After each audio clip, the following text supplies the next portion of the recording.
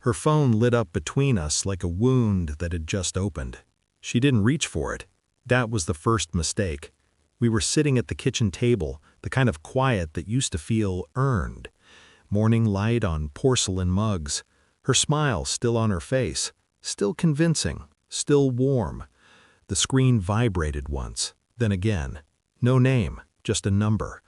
I watched her eyes flicker, not toward the phone, but away from it. Too fast. Too practiced. I didn't move. I didn't ask. Inside me, something recalibrated. The room felt staged suddenly, like a set I'd memorized and never questioned. Her laugh delayed by half a second, the way she crossed her arms, then uncrossed them.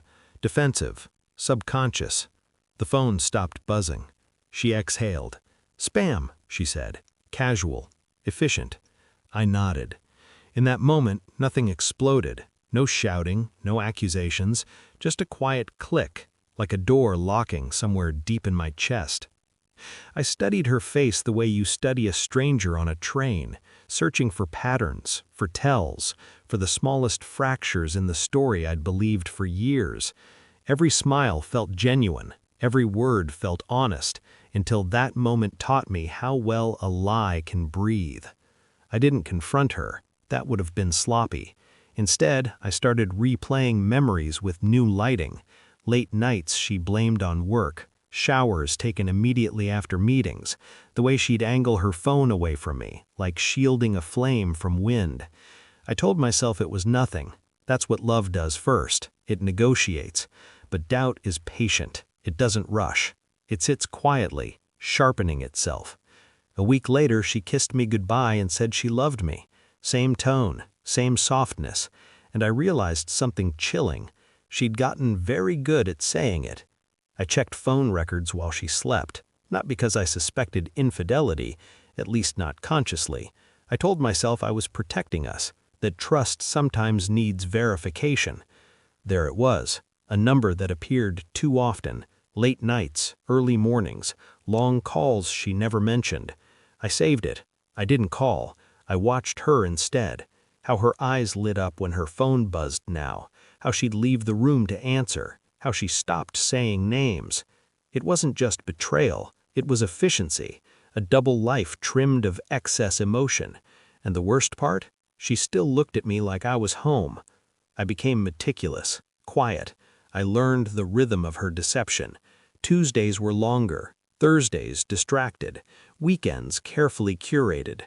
I ordered a DNA test under the guise of curiosity. A gift, I joked. She laughed. Agreed. That laugh stayed with me.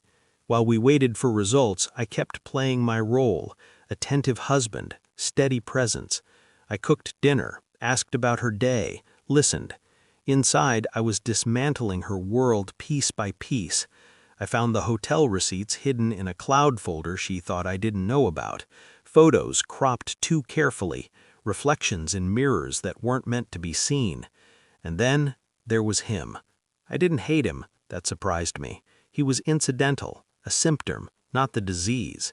The real betrayal wasn't the affair. It was how easily she'd replaced truth with convenience. When the DNA results arrived, I didn't open them immediately.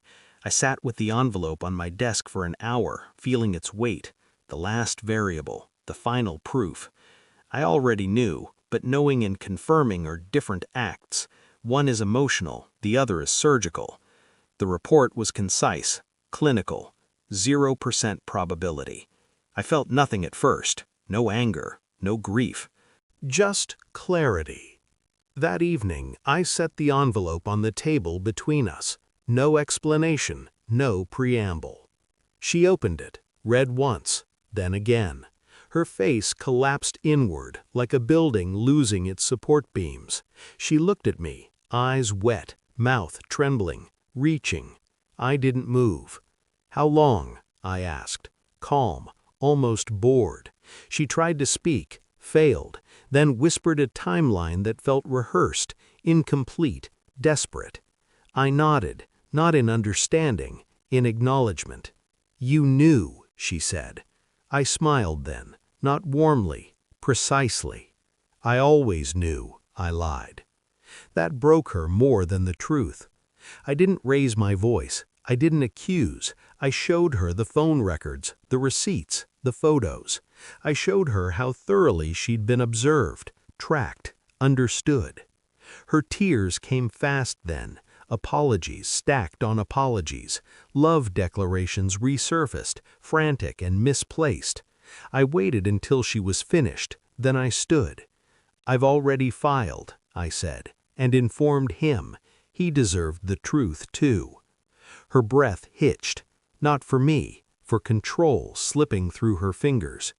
I walked past her, not touching, not looking back. The power wasn't in leaving, it was in how quietly I did it. I live alone now. The silence isn't empty, it's earned. Sometimes I think about the version of me who believed every smile, every word. I don't pity him. He served his purpose. Betrayal doesn't destroy you, it clarifies you. It shows you exactly where you end and where others were only pretending to stand. I don't wonder if she regrets it. Regret requires